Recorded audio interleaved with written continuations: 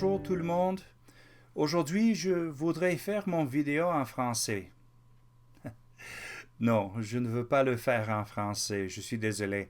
I'm not going to make my video in French. Besides, today my mind is working in Portuguese because this morning I met Carlos in Starbucks. And Carlos is Brazilian and speaks Brazilian Portuguese. And what was really nice is that he was willing to let me speak with him in Portuguese. His English is excellent, but he is one of these guys that I describe as a fantastic language coach. And what I'd like to do in this video is talk about the difference between language teachers and language coaches. So I am a language teacher, and what I do for my students is I help them to understand how their target language works. Now, that's not all, of course. I mean, there are teachers who all they can do is explain the mechanics and the grammar of the target language, but they don't really get their students speaking and using the language and preparing them for practice in the real world. But a teacher is someone who is trained to explain a language. So if you know anything, if you've had any experience with language learning, you know that not everybody who speaks your target language is equipped to teach it to you. And this happens all the time. You know, somebody gets married to a person who speaks another language, and then they say, I don't know what's wrong with my husband, but he just can't teach me anything of his language. Well, of course not, because not everybody who speaks a language is trained to teach it. If English is your first language, you may not be trained to teach somebody else this language. Just because you can speak the language doesn't mean that you're equipped to teach it. So a teacher sometimes can have even imperfect language proficiency. It has to be pretty good, though. I mean, you have to have a high level of proficiency if you're going to teach. But some teachers, sometimes a person who speaks the target language as a second language is better as a language teacher, especially in the beginning, than a native speaker. I have found, as I've hired teachers over the years, I've hired a bunch of them, I found that as a general rule, and I've got some fantastic exceptions, some wonderful people that I've met, as a general rule, native speakers are not the best teachers for beginning students, because native speakers don't always understand how we think about their language, what the things are that confuse us. And a good teacher is able to say, okay, when you're learning Spanish, for example, as an English speaker, you're going to be unfamiliar with the difference between a couple of different ways of describing events in the past. In grammatical terms, we talk about the preterite and the imperfect. So a teacher can guide the students through that so that they're able to talk about, for example, what I used to do when I was a kid and 10 things I did yesterday while I was at the mall. It's a completely different pattern in Spanish. This is the kind of thing that teachers do. Teachers can tell you what you should concentrate on. So when you're learning a new language, there's some stuff that is not what you do in your first 3 months of learning your new language, and that can wait. But there's other stuff that just can't wait. You can't put together any kind of a sentence without certain patterns in your target language. Again, native speakers don't always know that, and one of the things that's happened with me sometimes when I've placed native speakers with beginners is they would teach things that the lower proficiency students were not at all ready for. So a good teacher helps with that sort of thing. A good teacher can tell you what features of the language might be confusing to you, as I mentioned. And ideally, if you get a real good teacher, they will prepare you for using your language in real life situations. Not all teachers do this, and not all teachers have the proficiency to be able to do that. Another thing that I find is that sometimes teachers don't know what they should prioritize. One of the things that drives me crazy in language books and in some of the classes that people take in their new language, in one of the Spanish textbooks I have, one of the first lists of vocabulary they give you is zoo animals. All of the animals in the zoo. I mean, I've spoken Spanish for, well over 20 years. I can't remember the last time the topic of giraffes came up or dolphins. I mean, it probably has now in more than 20 years, but this is in the first few chapters of a beginning Spanish textbook. What a goofy thing. And then in a similar book in French, I looked through this whole book and it had all of these explanations about basic patterns in the French language. Nowhere did it tell you how to say hello and goodbye and thank you. It's just goofy. So a good teacher will help you to know where you should start, what you want to learn first, and what will get you going the fastest. One of my goals as a teacher is to help my students to be able to communicate about common things, stuff that's going to come up all the time, right away, so that they get that rush and the excitement of being able to use their language early on in their study. But Carlos is not a language teacher. His first language is Portuguese, so of course his Portuguese is perfect. But this is not the kind of person that I would ask to help me understand the structure of the language. That's just not the job. But he was willing to talk with me and let me use the language with him. So let me talk a little bit about speaking coaches or language coaches. Language coaches are the people who will demonstrate your target language for you. And you don't want to ask them to have to explain it to you. In fact, if you do, the information you get might not even be accurate or true, might not even be correct. But what language coaches do is they allow you to have real life spoken interaction. You can talk back and forth at whatever level that you're at. These are not people who are experts on grammar. And as I said, most native speakers don't understand the structure of their own language. If you speak English, you probably aren't an expert on phrasal verbs or on some of the other weird things about our language. And yet you might serve very well as a speaking coach for somebody who's learning English. One of my students said that fish can't explain water, but they swim in it. So what you're looking for is fish. People who swim in your target language. You're not asking them to explain it to you, but these are the experts. And when you're with your teacher and you get that precious time that you actually have to pay for with your teacher, I think it's very helpful. And of course, as a language teacher, I'm not saying walk away from your language teachers, but language coaches are different. These are experts who will give you an opportunity to use your target language with somebody who speaks it absolutely perfectly with a perfect accent in a very natural way.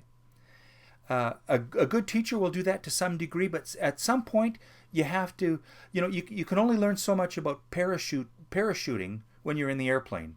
I mean, at some point you got to jump out. You're going to find yourself in the coffee shop or the restaurant or the mall or with your neighbor, and you've got to use your language in a real life situation.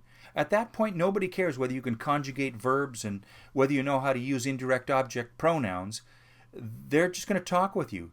So what you're looking for is these fish, these language coaches, people who can swim in your target language, but they don't have to explain water to you.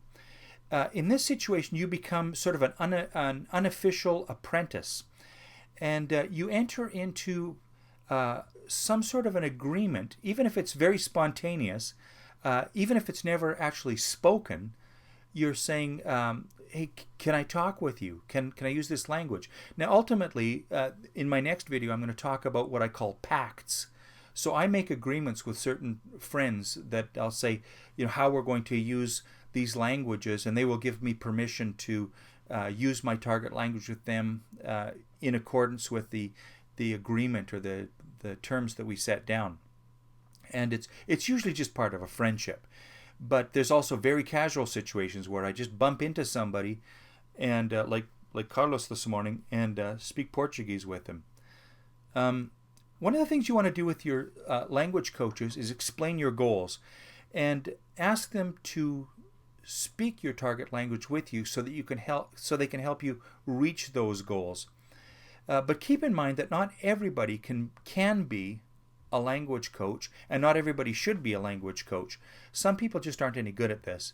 But you can always get these spontaneous moments where you can use your language.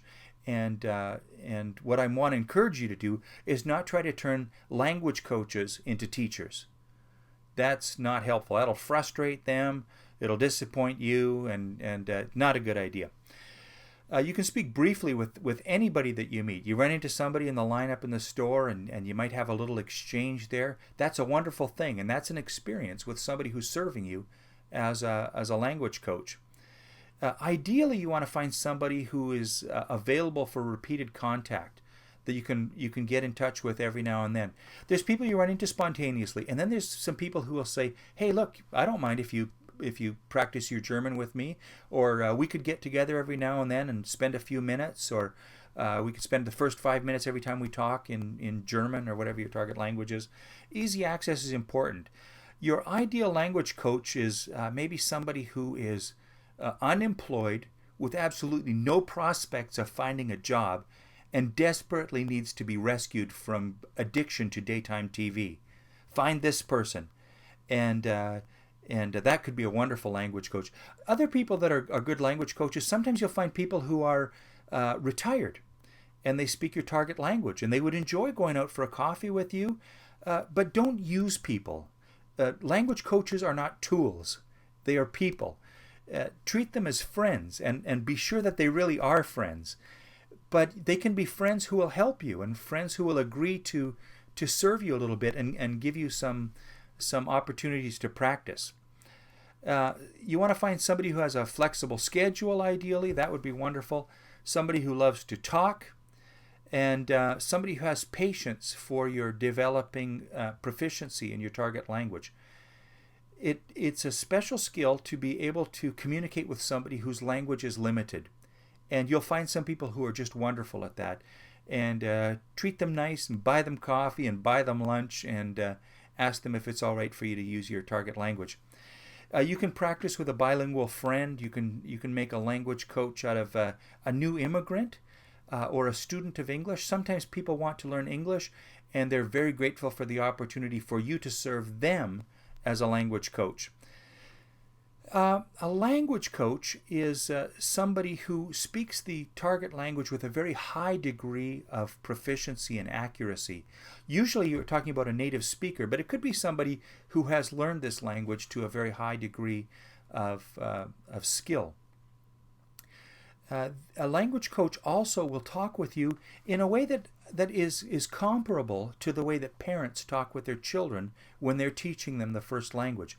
I have 5 kids, and I remember that when they would speak English incorrectly, when they were learning English, one of the common things that they would do is they'd notice a pattern. They would say, "Okay, if I put an ed sound or a t sound on the end of certain words, it means that it happened in the past." So they'll say, "Okay, I cooked, I played," and then they'll say, "I sleeped, and I goed, and I halved."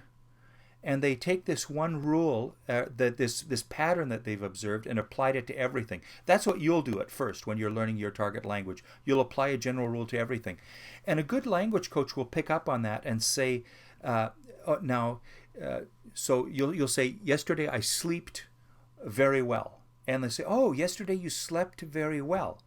And they don't correct you, and they don't say, "Hey, the past tense of the verb sleep is slept." They'll just say, "Oh, you slept well." And so they reword what you said, and they give it back to you correctly. Or they might paraphrase it, and they'll say the same thing back to you, but using different words.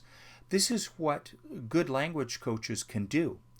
They can give you this feedback, this paraphrasing, rewording, talking to you as your mother did when she was teaching you your very first language. They also, in a way that's similar to parents with children, they will adjust the level of the language to match your proficiency level.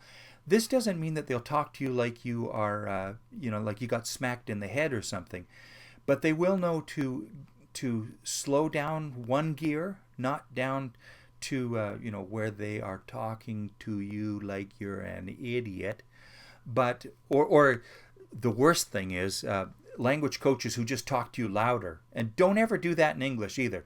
When you find somebody who's learning English, don't just shout at them in English. That is so useless and so patronizing. What a dumb thing to do. But anyhow, a good language coach will maybe slow it down a notch, will tend to avoid really complicated language, might avoid scientific terms or technical terms and choose things that you're most likely to understand. What a good language coach does is gives you the very best possibility of understanding what they're saying to you. And they'll do everything they can to negotiate meaning. So you'll say something and they won't quite get it, and you'll say, what I mean is this, or what I was trying to say is that. And they'll ask you, oh, you mean this? Oh, so you don't know the word for a placemat. Oh, you mean the thing that goes under your plates and utensils on the table when you're eating. Ah, yeah. Oh, the word for that is this. And so a language coach will help you negotiate meaning, and you'll sort it out. This is a wonderful thing. Remember that your language coaches are working as volunteers, so you're not paying them. You have to pay your teachers. But your language coaches are usually people who are serving you as volunteers, so respect their time and be grateful for the effort that they're giving you and for their patience with you. Don't make your sessions with a language coach too long. If you're just beginning in a new language, I mean, 5 or maybe 10 minutes is a lot for the other person to have to listen to when your language skill is low. When your proficiency level gets higher, you can talk for an hour. It's just a normal, friendly conversation. And then it's all right to ask the other person to talk with you for that long. But again, be respectful of the time and the effort of the person that you're speaking with. You really want to find as many language coaches as you can. You can't have too many of these. There's no way you can have lots and lots of teachers. It would cost you a fortune unless you're floating in money. But with language coaches, as many as you can find. Some of them you'll see often. Some of them you won't see that often. Some will be spontaneous. But find all the language coaches you can. And again, don't try to turn them into teachers. So how can you initiate these sorts of relationships with speakers of your target language? How do you suggest that they might be a language coach for you? You probably aren't going to use that term. You're not going to say, hey, will you be my language coach? But how do you set up those sorts of agreements, or how do you introduce that into your friendships with some people who speak your target language? That's what I'm going to talk about in the next video. So until then, até logo.